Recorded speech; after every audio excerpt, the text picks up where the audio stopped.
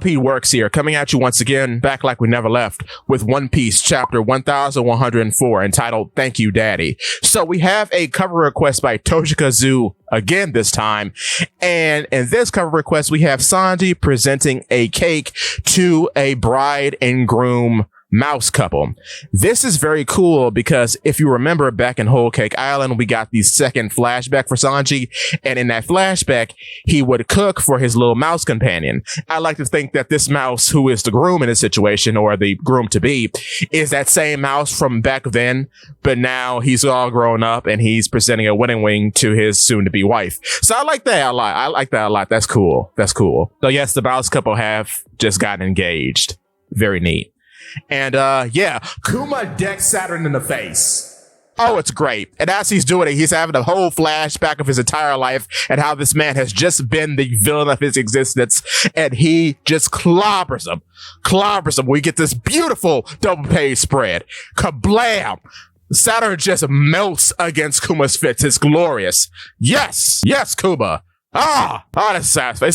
It's satisfying. It's great. It's absolutely great. He's Superman punches him. He's got the whole pose and everything. It's fantastic. And he goes flying through buildings all across Egghead. Bam, bam, bam, bam, bam. Fantastic.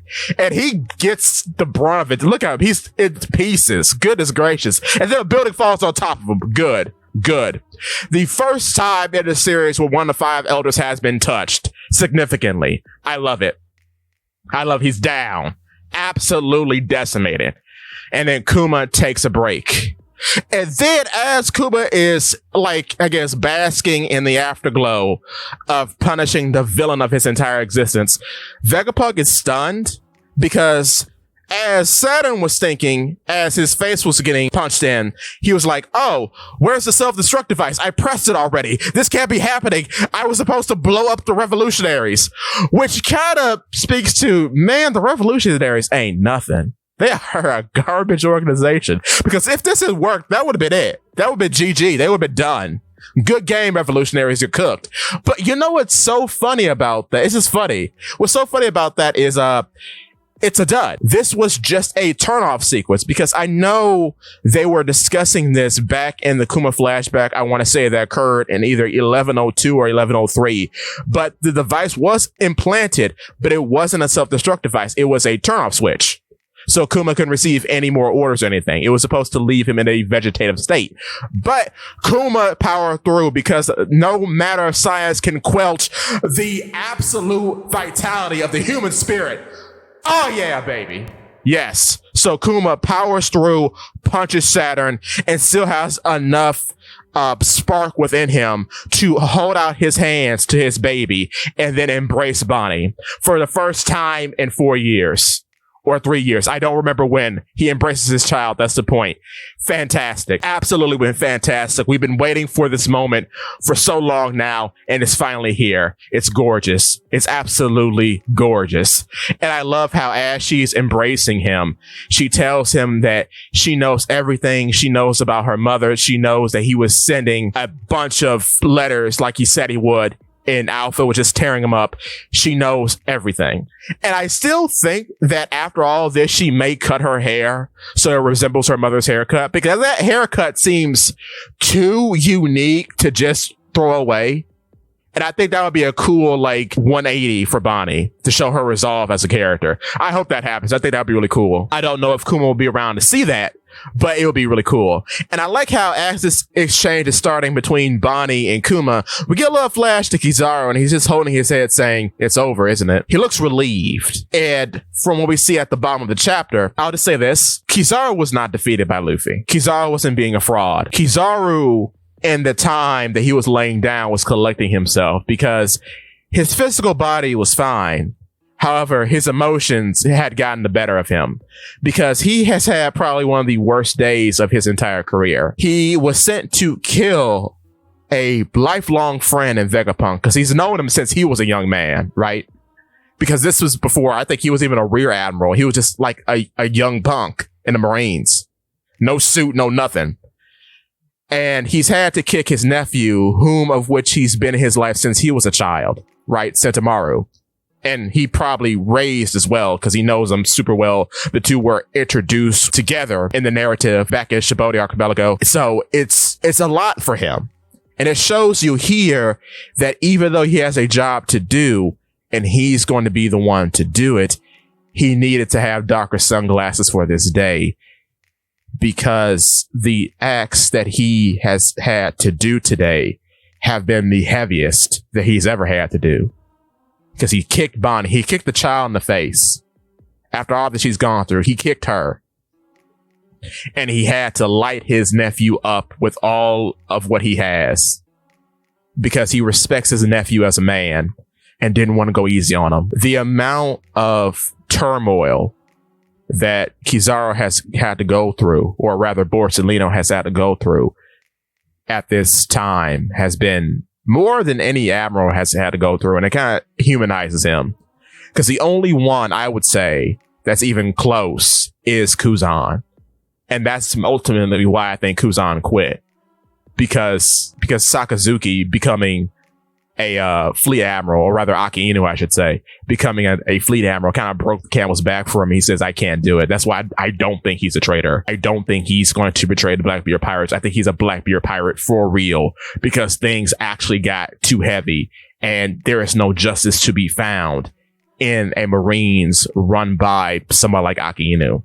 Kizaru goes along with it, or excuse me, Borsellino goes along with it, because he doesn't have any connection to Aki Inu. He can compartmentalize him and his actions. It doesn't really affect him. But when he's had to do things that affect him on a personal level, he'll do them, but he's not going to like doing them. And he's been holding it together all this time. But in the time that he was laying down the rubble, he broke down. He couldn't collect himself. He's back up now, but just at that time, it was too much. And it kind of shows you that he didn't really care about what happened to Saturn in that moment, because he felt that Kuma deserved to have his just due and to severely injure the man who has caused him so much harm throughout his entire life. Borsellino knew that this is what Kuma needed, and it was deserved. Because Borsellino is just a man. He understands. And I think that's fantastic for his character. Absolutely genius writing. Because it's not about a power scaling thing with him. And I think that's what a lot of people got lost in the reads about. Because I can't tell you how many TikToks and YouTube videos I have watched over like the 2 weeks that we've been on break about saying how Kizaru is a fraud. Kizaru is this, Kizaru is that. Gear 5th knocked him down for the count. He ain't nothing. But like I said, in a podcast video, I think for chapter 103 or 102, go check that out. It's on the Paula P Works channel as well as the Roll Skull podcast channel.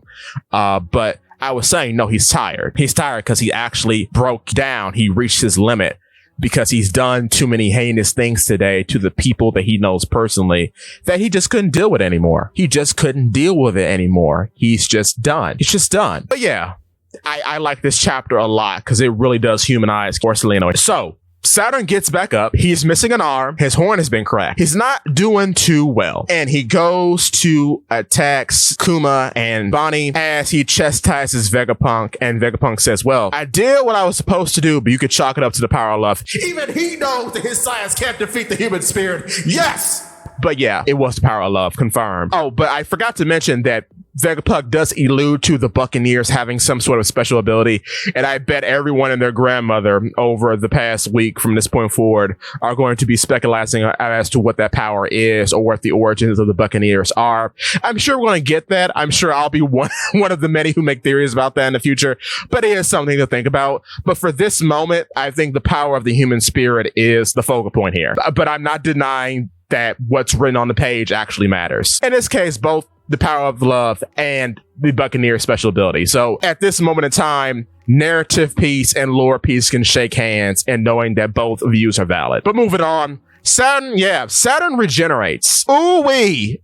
He regenerates in the most interesting way because it's kind of like a reverse Logia regeneration. Like how you pass through a Logia and pieces of their body are missing and then those pieces fill in with the chosen element and they come back to normal. It's kind of like that because it's kind of like the fire that's emanating like around his awakening cloak, the Hagoromo. It feels like that is what's regenerating him. I'm not sure, but it's interesting that like for truly awakened Zoans, maybe the Hagoromo does play a part in regenerating their bodies. Maybe this isn't specifically a mythical Zoan thing because we know that like what do they call the jailer beasts, who too were awakened Zoans, but they were more like the other type of awakening. They too could regenerate. It was more so like a comeback mechanic as opposed to a full regeneration.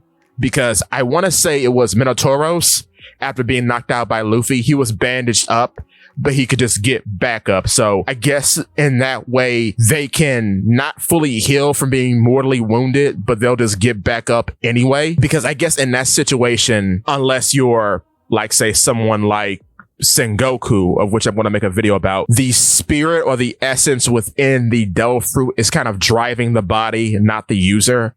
So in that way, the essence is just doing what it needs to do in order for the user's body to stand back up and to keep fighting or to keep going, so that the essence of the fruit isn't forced out of the body and put back into the chosen vessel that it came from, which is the particular fruit that it turns into a Devil Fruit.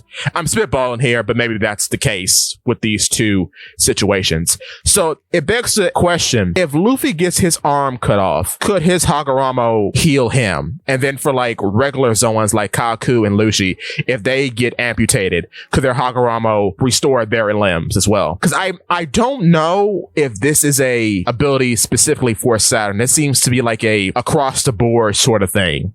At least that's how I'm feeling like. Though it does make sense that he can regenerate because he is a spider, because spiders do molt. So it's not really out of the ballpark either way. But I thought when I was reading the spoilers for this that he was going to molt, which I was so upset with myself because I had that idea like a week ago and I forgot to make a short about it. But I'm thinking it's a awakened Zoan thing, and a truly awakened Zoan thing, not like the jailer beasts with the beast awakening. I think when you are truly awakened, this is one of the many abilities that are available to you. I really do think so. You get your own special type of regeneration because Luffy kind of sort of has something like this. We haven't seen Luffy be amputated yet, but he can recover from being wounded when in Gear 5th, like how he turned black when Kaido used the bolo breath on him and he kind of just shook it off and kept fighting. It's kind of like that, but we'll have to see in the future what happens if and when Luffy is mortally wounded in Gear 5th. Yeah, so that's going to be interesting to see in the future. But yeah, he heals all his wounds in a reverse Logia fashion, which is super creepy. And he goes in to stab Kuma in the back with his giant spider hoof leg thing. That's another thing too. Are the bottoms of these spider legs, are they like hooves? Because he's like a weird ox spider. Is that the thing? I don't know. But Sanji deflects the kick and he says, "Don't upset body anymore, you dirty old spider." Which this is the first time he's called a spider, which is nice to hear. Now the Sanji fraud allegations can finally stop because he actually did something. Unlike Jinbei. Yeah, we're still on Jinbei. We're forever on Jinbei because he's stacking boxes right now. Good Lord. Anyway, and then Frankie shoots Saturn through the side. Oh my God. What? Raggle Beam pierces Saturn and shoots him straight through. Jeez. Woo! Like right through. Frankie, oh, I love Frankie. I just did a Frankie video. Go check that out. But Frankie is the best. Yes, sir. Oh yeah, Frankie. Shoots him right through. Like right through. Raggle Beam is crazy. Right through. Frankie getting dubs all the time. Thank you. It's been 10,000 years. Thank you. About time. First to save back like 2 or 3 chapters ago where he saves Luffy from getting pierced by, I think it was Saturn in that situation. Yeah, it was Saturn because he was worn out from Gear 5th. And now the Radical Beam. And then Kizaru just kicks him in the face. Kicks him right through. So he gets kicked at the speed of light. He's okay though. And Saturn's looking down at his fresh new orifice. And he's like, what in the world? His face is so weird. Because he looks confused like, how How even? What is this? Oh, it's so, I don't know why it's so funny to me. He's looking so perplexed at this wound. Maybe because it hasn't never happened to him before, like getting struck twice. Oh, also, Frankie's the first Straw Hat to do significant damage to one of the 5 elders. So, yeah, props to Frankie. Frankie catching dubs every time, all the time. Good. I'm happy about this. And, yes, no. Atlas picks up Kuma, and they're going to be taking Kuma back to the Sunny. So what I like about this is that this kind of fuels the fire for my Paw Fruit agenda, because I strongly think if there was ever a time for assets to be transferred into one of the Mikons on Nami's tree, this would be the time, because other than the Straw Hats themselves, Kuma is the only other character who has a Devil Fruit, who has a very, very intimate relationship with the ship and the crew. So it would make a lot of sense if he does pass away, which it will make sense if he does. If he passes away in this moment, that the Paw Fruit essence goes into one of the Mikons on Nami's tree. And then they keep it for a long time. And then perhaps, like I've said in other videos, but I'll post it here again, what if Koala eats it? I still say that because it's too obvious. People say Frankie should eat the Paw Fruit. I am so totally against that.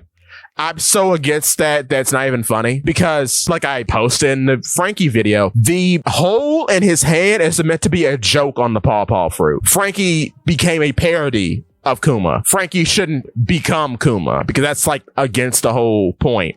And if Frankie likes the idea of being able to swim, which is why he didn't eat the flame fruit, why would he eat a Devil Fruit that would actively impair his work? Because we really don't know how severe the Paw Fruit is to the user's hands, but seeing as how Kuma does wear gloves, he has to be at least actively aware of his paw pads. Because I'm sorry, the gloves wouldn't be there if they didn't stop the paws from going off. There has to be a reason why. Like with Vanderdecken, there has to be a reason why he has gloves. And I think when someone else eats the Paw Fruit, someone who's not Frankie, that we'll get another formal explanation, because we really haven't gotten like a step-by-step of how that works, because we kind of fast-forwarded through Kuma's life a little bit. Even though it was like 3 or 4 chapters long, we didn't really get a full in-depth explanation of how his powers work.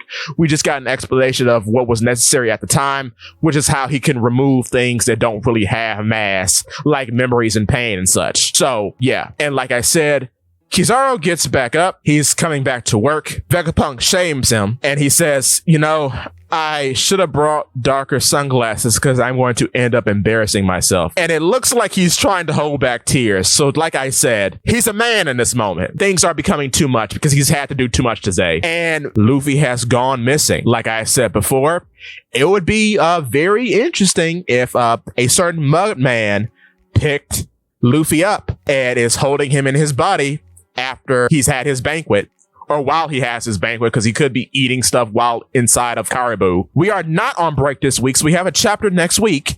And yeah, Saturn ends off the chapter by saying, a traitor who studied the taboo secrets of the world, meaning Vegapunk, a survivor of a bloodline that should be extinct, which is Kuma, and then a pirate who awakened the power of that ancient deity. This island has been completely infested. Of course, he's talking about Luffy. So yeah, forgot to mention, in his rage, Saturn issues a buster call to be performed on the island, which is really stupid because, okay, you're going to sacrifice Punk Records then, that's going to be gone, and you're endangering the Seraphim, which are very, very valuable assets, which is, again, dumb, and you're going to destroy anything else useful on the island, which is, again, dumb, including York.